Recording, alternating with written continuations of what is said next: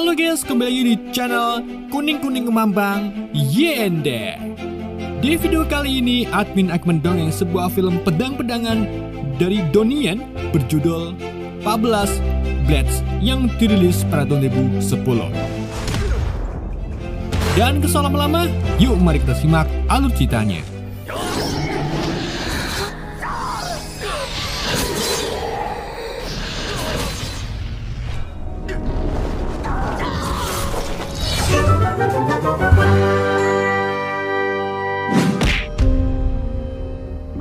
Di masa pemerintahan yang keras di negeri dinasti Ming, berdirilah sebuah pasukan elit bernama Jin Yiwei, atau dikenal juga sebagai penjaga berjubah brokat.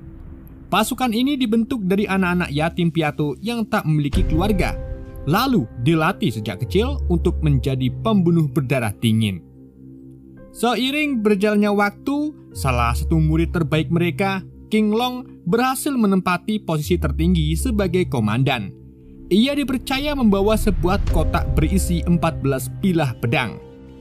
Masing-masing memiliki fungsi unik, yaitu 8 untuk menginterogasi, 5 untuk mengeksekusi, dan 1 pedang terakhir disediakan untuk mengakhiri hidup sendiri bila dibutuhkan. Di bawah kepemimpinannya, Jin Yiwei tumbuh menjadi pasukan yang ditakuti seluruh negeri. Namun sayangnya, di tangan para pejabat korup, pasukan ini justru menjadi alat teror politik. Sementara itu di tempat lain, kita diperlihatkan dengan sebuah klan pemberontak yang dipimpin oleh pria bernama King. Klan ini dahulu pernah gagal melakukan kudeta dan masih menyimpan dendam. Kedua kaki King ini juga telah dipotong sebagai hukuman, namun semangat pemberontakannya belum padam. Kini ia bersekutu dengan Perdana Menteri Jia Jingsong, sosok licik yang berambisi menggulingkan kekuasaan. Setelah deklarasi kudetanya dimulai, King pun menyerahkan misi terakhir kepada anak angkatnya yang misterius, Tuo Tuo. Ia menggunakan darahnya sendiri sebagai simbol perintah terakhirnya.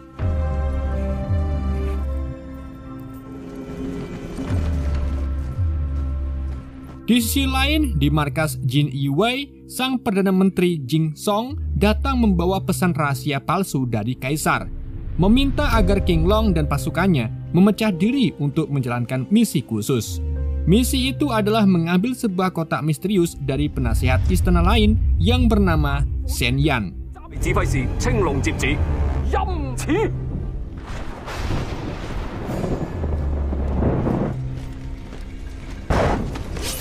Di malam harinya, King Long lantas bergerak cepat. Ia membagi pasukannya agar mengamankan area luar, sedangkan ia sendiri yang akan masuk.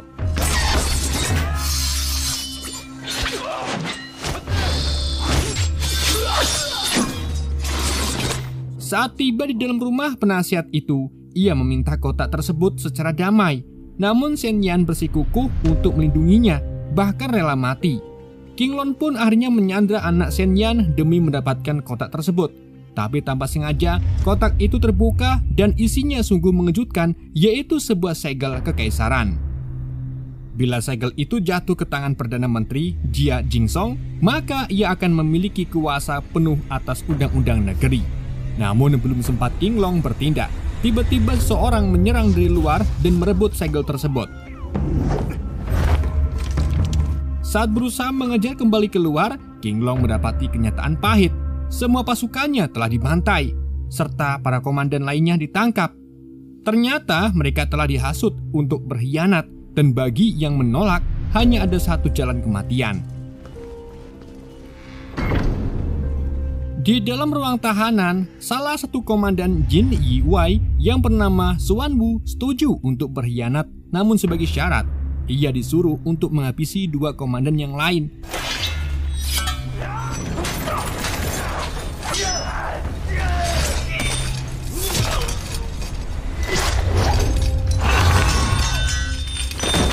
Dan singkat cerita, setelah dapat mengalahkan salah satu komandan lainnya, Xuan Wu terlihat kesulitan berhadapan dengan satu lagi rekan kerjanya yang mengincar Perdana Menteri. Namun tiba-tiba saat dia akan menghabisi Perdana Menteri, muncul sebuah selendang yang menutupi mukanya. Dan ternyata itu adalah Tuo Tuo, anak angkat dari pemimpin klan King, klan pemberontak yang dipotong kakinya tadi.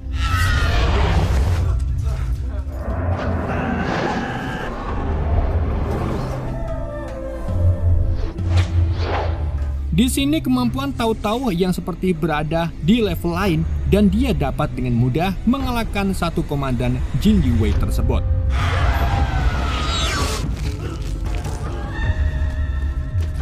Ternyata kedatangannya ke sini diutus oleh ayahnya untuk membantu kudeta Perdana Menteri Jing Song dalam menghabisi King Long. Dan saat Xuanwu menanyakan bukti bahwa dia adalah anak dari pemimpin klan King, Tuo Tuo menunjukkan dada dan tatonya. Sleketep.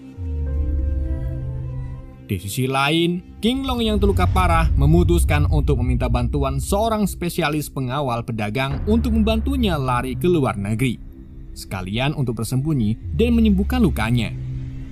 Dan demi bayaran yang menggiurkan, mereka pun akhirnya menyetujui untuk membantu King Long kabur dengan menyamar lewat sandiwara pernikahan antara King Long dan putri sang pedagang yang bernama Jiao Hua. Mereka lalu mencoba keluar dari wilayah dinasti Ming melalui gerbang utama yang tengah dijaga sangat ketat karena King Long sedang diburu. Untungnya, berkat kelihayan dan pengalaman sang pedagang, mereka berhasil lolos dari penjagaan tanpa menimbulkan kecurigaan.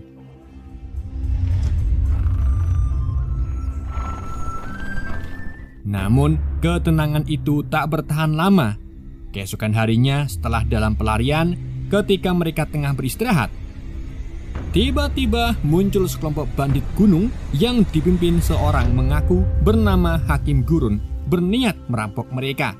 Tapi semua berubah ketika King Long mendekat hanya menggunakan tulang ayam untuk mengusir mereka, lalu memperlihatkan plat emas tua milik Jin Yuwei. Seketika para bandit pun kocar-kacir. Mereka minta maaf sambil gemetar ketakutan.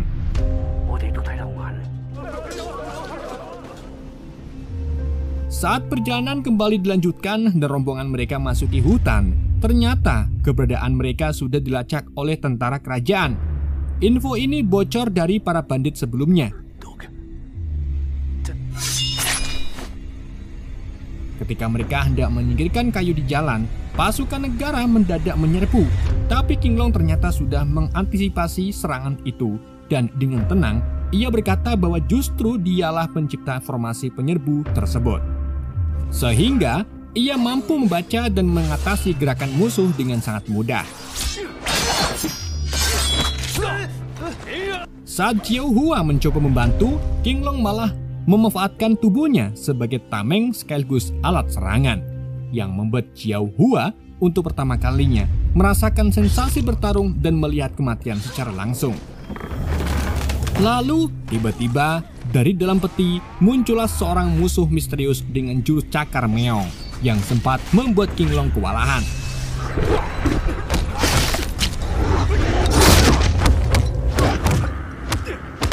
Namun setelah mempelajari pola serangan lawannya, King Long akhirnya mampu membalik keadaan dan menghabisinya.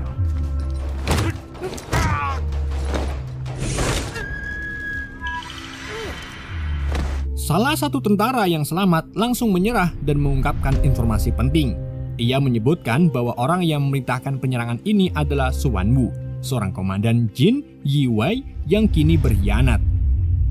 Ia juga sempat menyebut nama Tuo Tuo meskipun dia tak tahu banyak tentangnya. Setelah kejadian itu, para pedagang akhirnya menyadari bahwa pria yang mereka bantu selama ini adalah anggota Jin Yuwei. Karena ketakutan, mereka pun langsung memutuskan perjanjian kontrak untuk mengantar. King Long pun mengambil tindakan cepat. Ia menyandra Jiao Hua lalu menyuruh ayahnya untuk pergi ke arah berlawanan agar bisa mengalihkan perhatian para pengejar. Ia berjanji akan mengembalikan gadis itu dalam waktu 3 hari. Singkat cerita, setelah 2 hari menunggu kuda melintas gurun, mereka pun memutuskan untuk beristirahat. Jiao Hua berusaha kabur, namun tentu saja bukan hal mudah. Hingga akhirnya malam pun tiba dan mereka pun memutuskan untuk bobo. Di sanalah hubungan mereka mulai merlembut dan perlahan menjadi lebih dekat. Mulai dari maem bareng hingga pakung bareng. Di keesokan paginya, King Long dan Jiao Hua tiba di sebuah kota kecil di tengah padang pasir yang dikenal sebagai gerbang angsa liar. King Long kemudian menyusun rencana. Ia meminta Jiao Hua untuk menyamar sebagai dirinya dan menuju pos penjagaan. Sementara ia sendiri menyusup ke dalam kota demi menyadap pesan rahasia yang ditunjukkan untuk Perdana Menteri Jing Song. Dan betapa terkejutnya King Long saat mengetahui isi pesan tersebut. Ternyata sang Perdana Menteri tengah berencana menjual 3 kabupaten penting kepada pihak lain. Kelompok berontak yang dulu pernah dihukum keras oleh kerajaan. Mengetahui bahaya besar yang sedang dirancang, Jiao Hua pun ikut turun tangan tanpa sepengetahuan King Long. Ia menyamar sebagai ustazah untuk mencuri plat penting milik klan Qing untuk kepentingan penyamaran nantinya. Sementara dari kejauhan, King Long khawatir memerhatikan pergerakannya yang tiba-tiba tanpa sepengetahuannya. Tak hanya itu, King Long juga menyadari kehadiran para bandit asal Cina yang tampaknya mengawasi transaksi ini sejak lama. Untuk menyusun rencana, King Long pun dan Jiao Hua akhirnya memutuskan untuk maam dulu di sebuah warteg sederhana. Namun, situasi tak berlangsung tenang karena tiba-tiba sekelompok bandit mendatangi mereka. Ternyata mereka ini adalah hakim gurun yang asli, berbeda dengan bandit sebelumnya. Mereka adalah pemerampok legendaris yang terkenal di wilayah itu. Niat mereka adalah merampok uang klan Qing yang hendak digunakan dalam transaksi jual beli kabupaten tadi. Meski awalnya terjadi baku hantam sengit antara King Long dan hakim gurun, namun King Long tiba-tiba menghentikan pertarungan dan meminta kerjasama setelah tahu tujuan hakim gurun sama-sama ingin mengacaukan transaksi tersebut. Dan keduanya pun akhirnya sepakat untuk bekerjasama demi tujuan masing-masing. Hakim gurun ingin uangnya, sementara King Long hanya ingin menggagalkan rencana jahat sang Perdana Menteri.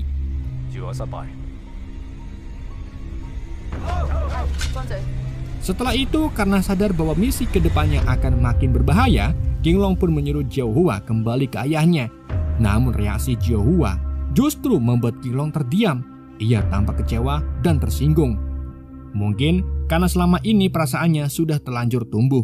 Ia merasa hubungannya dengan King Long sudah lebih dari sekedar misi penyamaran.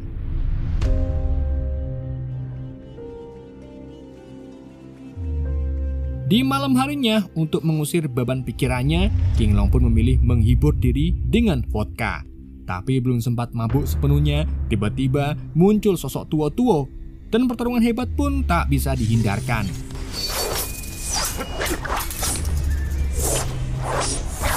Mereka saling adu teknik dan kecepatan, sampai-sampai warung tempat mereka bertarung hancur berantakan.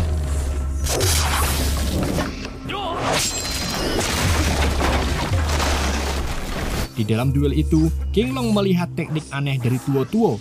Teknik itu seolah bisa menggandakan diri dengan cara melepas satu persatu jubah yang dipakainya. Jubah pertama, kedua, ketiga, keempat, dan kalau jubah kelima copot, bisa-bisa ini bukan duel lagi tapi pemandangan lain. Merasa teknik lawannya terlalu seketep dan berbahaya, King Long pun memutuskan untuk mundur sejenak dan mulai menyusun strategi baru. Keesokan harinya, seperti yang telah dijanjikan, Perdana Menteri Jing Song datang ke tempat transaksi dengan didampingi oleh Xuan Wu untuk bertemu perwakilan dari klan kerajaan Arab. Transaksi besar itu juga bahkan diawasi oleh seorang notaris karena berkaitan dengan jual beli 3 kabupaten strategis. Namun suasana mulai memanas ketika perwakilan dari klan Qing juga datang, dan mereka ternyata mengincar segel kekaisaran sebagai bagian dari kesepakatan. Tentu saja membuat Perdana Menteri Jing Song terkejut dan menolaknya. Di tengah ketegangan itu, sebuah pengkhianatan terjadi. Xuan Wu yang seharusnya loyal kepada kerajaan ternyata telah disuap oleh klan Qing. Ia malah membunuh sang Perdana Menteri di hadapan semua orang. Suasana pun langsung kacau. Tak lama kemudian, kelompok hakim gurun datang dan melancarkan serangan mendadak.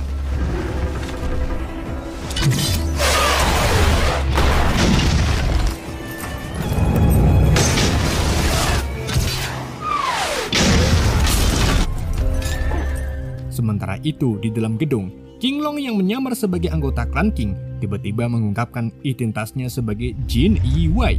dan menyatakan bahwa ia datang untuk masalah pribadi menghakimi Xuanwu atas pengkhianatannya. Dan duel epik antara dua mantan saudara seperguruan Jin Yiwei pun tak bisa dihindari. Pertarungan mereka berjalan dengan intens dan penuh strategi, hingga akhirnya Xuanwu melarikan diri dengan segel kekesaran yang ia lempar sebagai pengalih perhatian.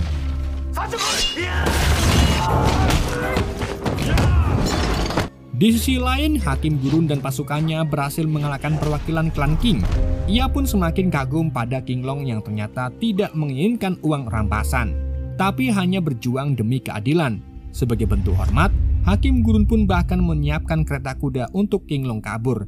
Namun sesampainya di kereta, King Long dibuat terkejut. Jiao Hua ternyata sedang disandra oleh Tuo Tuo.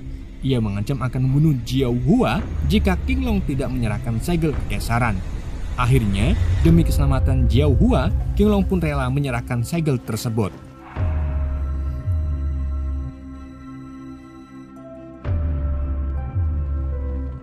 Sementara itu, para anak buah Hakim Gurun menyaksikan pertempuran tersebut dan melaporkannya. Mereka juga mendapat kabar dari mata-mata di wilayah Qing bahwa sebanyak 10.000 pasukan sedang disiapkan untuk melancarkan kudeta. Warga kota pun mulai diliputi ketakutan, dan disinilah hati nurani Hakim Gurun tergurah. Ia tak ingin negeri jatuh ke tangan pemberontak dan memutuskan untuk ikut berjuang.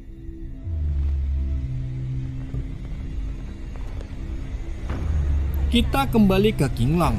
Jiao Hua meminta bantuan ayah beserta para pedagang pengantar barang yang sudah berpengalaman menyusuri jalur gurun. Mereka pun menyusun strategi untuk menjebak Xuanwu dan Tuo Tuo.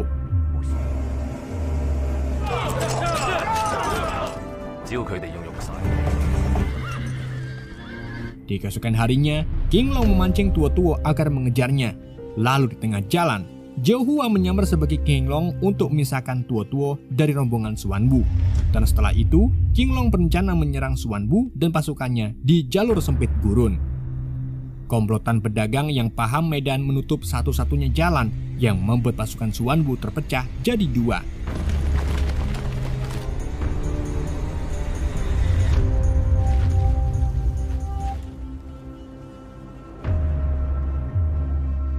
Saat mereka hampir bertemu di persimpangan, King Long meledakkan bom yang membuat kedua kubu Xuanwu yang terpisah tadi panik, salah paham, dan saling menembak.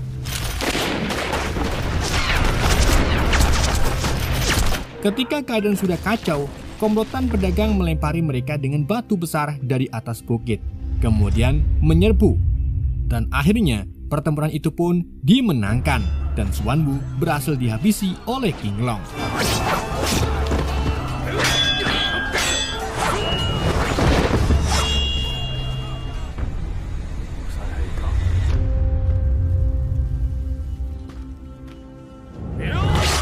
Belum selesai di situ, King Long harus langsung bergegas menyelamatkan Jiao Hua yang sedang dikejar oleh Tuo Tuo. Saat Tuo Tuo menyadari bahwa dirinya hanya terkecoh, ia pun mencoba membunuh Jiao Hua. Untungnya Hakim Gurun datang tepat waktu dan menyuruh Jiao Hua kabur. Duel sengit antara Hakim Gurun dan Tuo Tuo pun dimulai.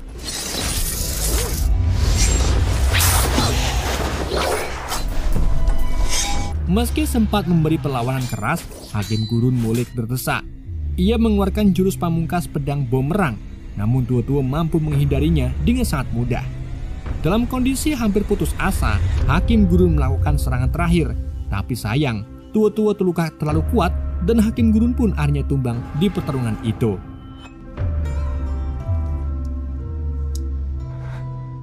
Di sisi lain, Jiao Hua akhirnya berhasil bertemu kembali dengan King Long dan langsung menceritakan bahwa dirinya telah berhasil selamat berkat bantuan Hakim Gurun. Tapi ketika mereka melihat Tuo Tuo masih terus mengejar, mereka pun langsung sadar jika Hakim Gurun telah gugur dalam pertarungan. Tak punya pilihan lain, King Long pun memutuskan untuk menghadang Tuo Tuo. Sementara Jiao Hua bergegas membawa segel kekesaran kembali ke istana. Singkatnya, King Long lalu sengaja memilih lokasi sempit untuk bertarung, yang membuat pergerakan Tuo Tuo terbatas. Ia menggunakan pedang pendek yang lincah, sedang Tuo Tuo tetap mengandalkan kekuatan brutalnya. Dalam pertarungan itu, King Long sempat terdesak, namun dengan cerdik melempar sebuah patung besar dan bersembunyi di baliknya, sehingga mendapat kesempatan melukai Tuo Tuo. Tapi saat King Long mencoba mengulangi taktik itu, Tuo Tuo malah membalas dengan cara yang sama, melemparkan patung ke arahnya yang membuat King Long terpental. Tapi ternyata ia sudah menyiapkan jebakan pedang yang sudah terikat di atas kayu, dan saat ia menariknya, kayu besar itu jatuh menimpa Tuo Tuo, membuatnya semakin marah. King Long kemudian memancing Tuo Tuo masuk ke sebuah ruangan tertutup, berencana mengurungnya di dalam. Tapi rencana itu gagal total. Justru King Long terkena serangan balik dan tertimpa tumpukan patung. Sementara Tuo Tuo berhasil melompat keluar, tapi kakinya terjepit pintu gerbang yang menutup secara otomatis. Keduanya kini dalam kondisi luka parah. Tuo Tuo pun mengaktifkan ultinya melepas baju, bertarung dengan satu kaki. Namun King Long sudah menyiapkan pedang yang dipanaskan di bara api sehingga dapat menghancurkan jubah Tuo Tuo agar ia tidak bisa kembali ke jubah-jubahnya. Sayangnya, kekuatan Tuo Tuo semakin menggila dan akhirnya King Long terkena tusukan pedang milik Tuo Tuo. Namun hal itu ternyata sudah ia rencanakan sejak awal. King Long telah berniat mengorbankan dirinya bersama Tuo Tuo demi menyelamatkan negeri dari kehancuran. Mengingat satu pedang terakhir dari 14 blade yang memang disimpan khusus dalam kotaknya untuk mengakhiri hidupnya sendiri. Akhirnya, dengan pedang terakhir itu pun, King Long mengunci tubuh Tuo Tuo di pelukannya dan mereka pun mati bersama dalam duel penuh pengorbanan.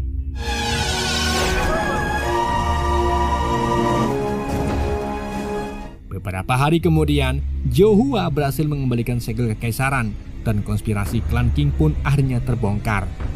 Pemimpin klan pun memilih bunuh diri setelah mendengar kematian Tuo Tuo. Namun kisah belum benar-benar berakhir. Di adegan penutup, Zhou Hua melihat dari kejauhan seorang membawa sebuah kotak misterius.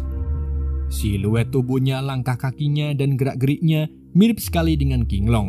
Apakah itu benar dia? Ataukah hanya bayang-bayang masa lalunya Mas Ajis? Film pun berakhir. Oke guys, itulah alur cerita film 14 Blades. Semoga kalian terhibur dengan alur cerita yang saya bawakan. Mohon maaf jika ada kesalahan dalam penyampaiannya ataupun penyebutan nama. Sekian dari Ende, sampai jumpa di video berikutnya.